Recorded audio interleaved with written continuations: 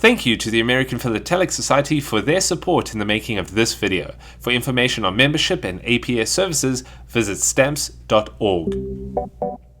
We all know that stamp collecting can teach you about faraway lands, exciting places, ones that you may have traveled to or look forward to one day exploring.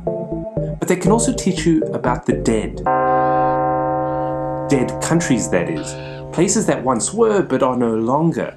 Places that once had political independence but now pay allegiance elsewhere. Names that are replaced, changed, dissolved, and perhaps forgotten. But the philatelist doesn't forget. The names of these dead countries live on in stamp albums, reminders of the past and what was, places that had their moment and no longer issue postage stamps. So here's a list of my top 10 dead countries to collect.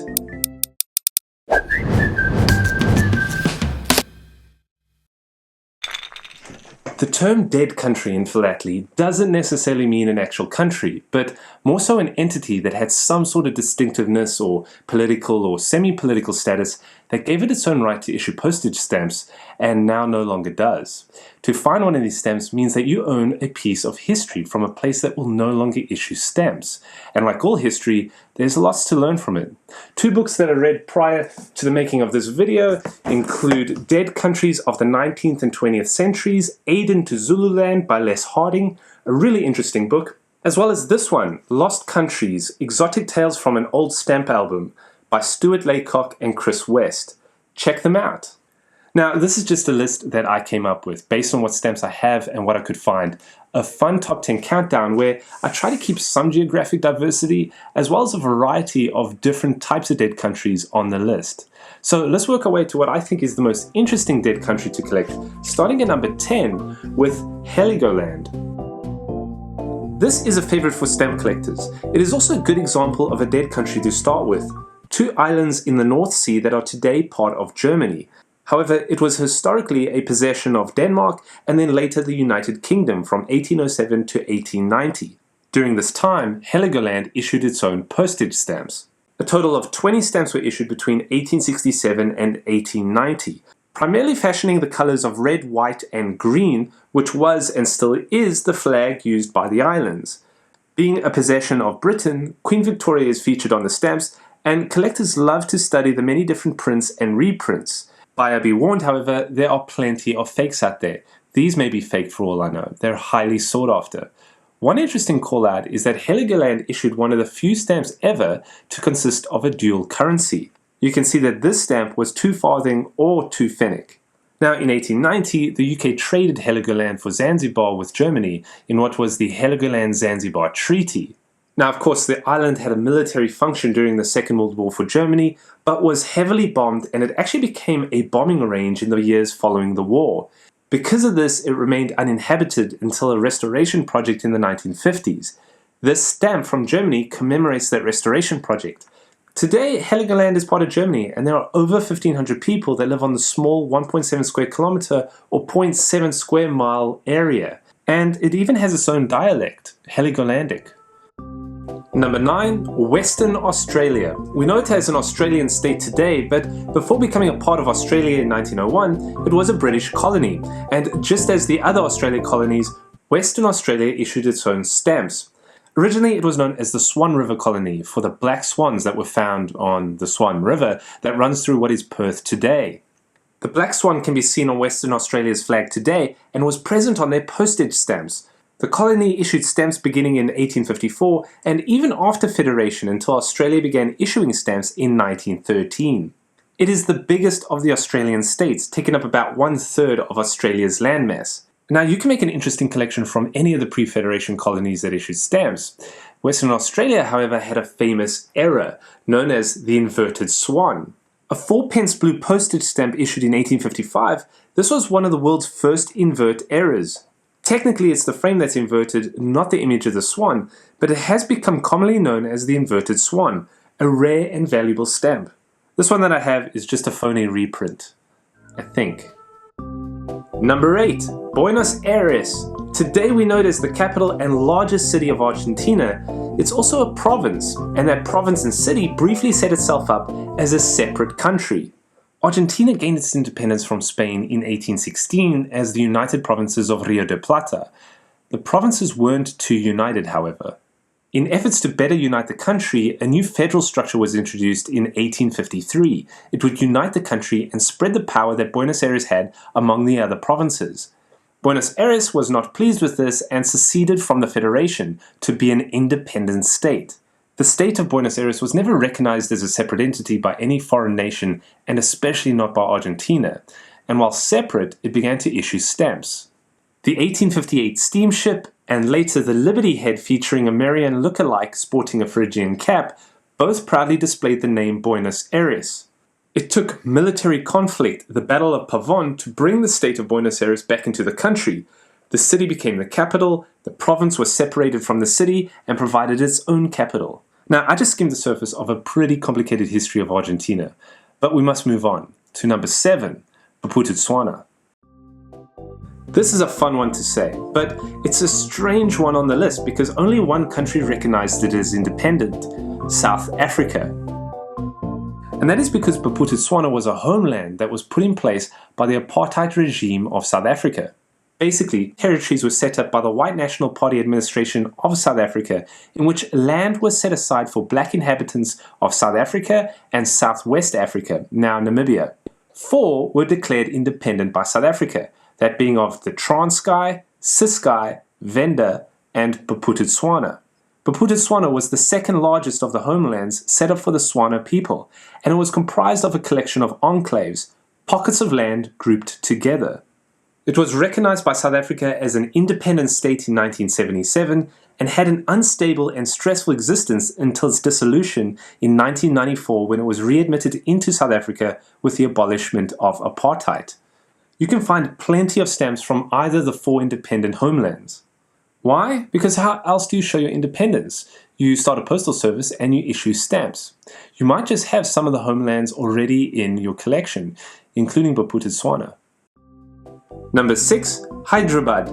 Prior to Indian independence in 1947, the princely state of Hyderabad had been a British protectorate since 1798. It was the first of the princely states to become a protectorate. It was also one of the earliest princely states to adopt stamps, printing its own from 1869 onwards. Following a strict rule of never issuing a stamp featuring a living person, Hyderabad stamps were void of any images of their royalty or Nizam rulers at the time. But in 1931, they began to issue pictorial stamps. And I absolutely love this stamp that was issued in 1946 to commemorate the end of the Second World War, featuring a Hyderabad soldier returning from the war. An emotional image that reminds you that the war was extended well beyond the nations of Europe, Japan, and America, as Hyderabad sent military personnel as part of the British Indian Army into war and were a major component of the British forces during both the First and Second World Wars. Now, when India became independent in 1947, it took some convincing from Indian troops to merge Hyderabad with India, and of course stamps were issued by India in November of 1947 onwards. Number 5, the Confederate States of America. This is a fine example of how philately and history are the perfect marriage. It involves the American Civil War, in which the Union and the Confederates were at war from 1861 through to 1865, largely the northern and southern states as the South seceded from the Union. It was the deadliest war in American history, with slavery being a prime motive.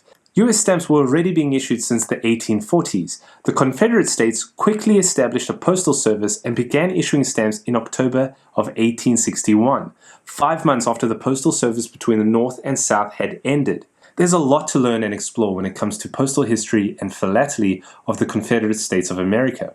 This particular stamp is known as a red jack.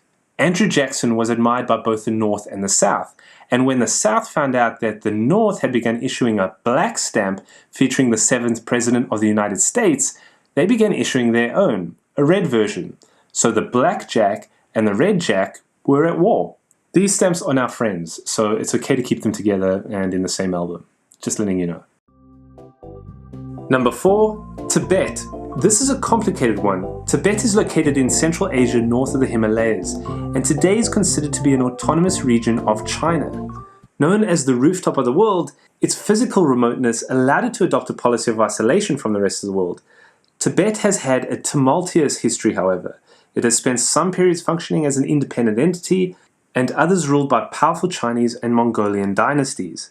After the fall of the Qing dynasty in 1912, Tibet reasserted its independence and began issuing postage stamps this year, primarily featuring a snow lion, a celestial animal and the national emblem of Tibet. In 1950, Chinese troops invaded Tibet, making it a province of China considered to be autonomous, and since then the relationship with Tibet and China has never been great.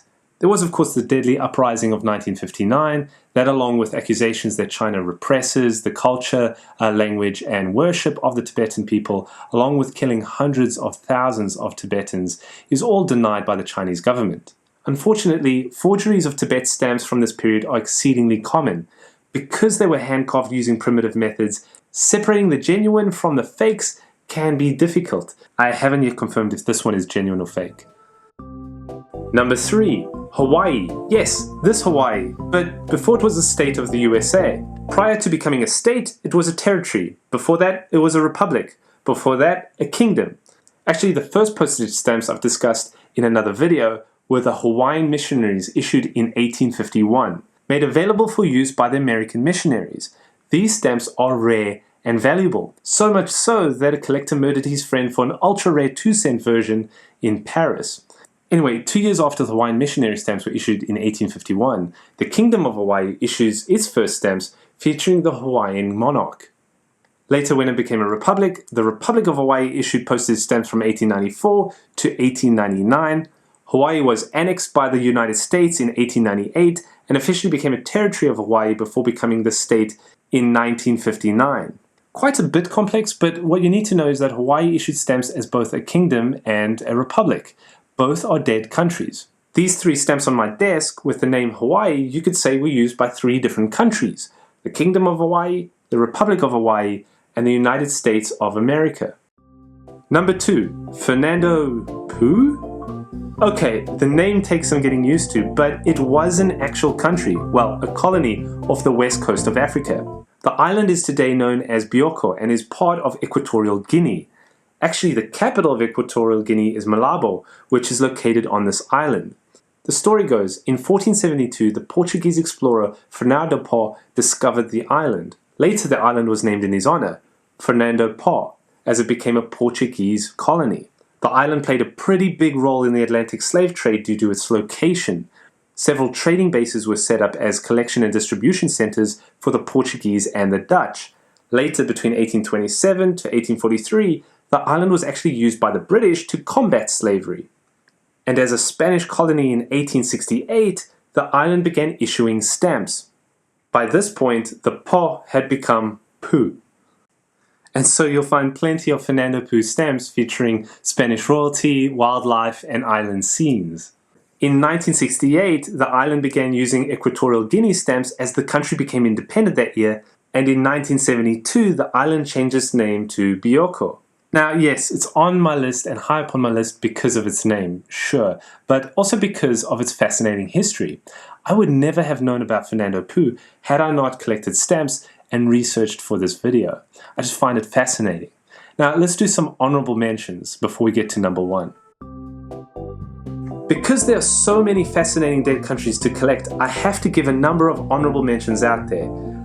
Danzig, the free city of Danzig, existed between world wars from 1920 through to the start of the Second World War when Germany invaded Poland.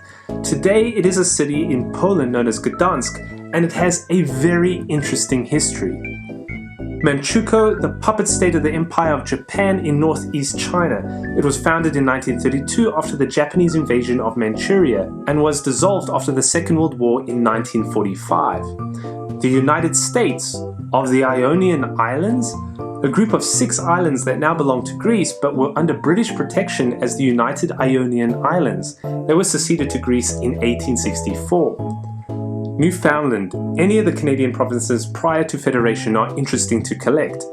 I just happen to have some Newfoundland stamps and love this one in particular, a magnificent image of a caribou. Newfoundland joined Canada in 1949. Rhodesia. This can be collected in all its forms. Southern Rhodesia, Rhodesia Nyasaland, or simply Rhodesia. Today, Southern Africa's Zimbabwe, Malawi, and Zambia. There is a lot to appreciate and learn when exploring stamps from Rhodesia. And Obok, a small town in Djibouti right on the Gulf of Aden, once used to issue its own stamps as a French colony, most famously the imperforate triangle stamps with a simulated perforation. And now number 1, the Soviet Union, the USSR, or Union of Soviet Socialist Republics. This is not a dead country. It's a dead superpower. It was the largest country in the world that existed from 1922 right through to 1991. And wow, did it make its mark. Formed after the Bolshevik Revolution that started in 1917, it brought in the rise of communism. It was a major player in the Second World War. After largely being invaded, it came back to deliver the Nazi government its final blow and take Berlin. It was a big participant in the atomic age, nuclear power and weapons that also led to tensions between the USA and USSR.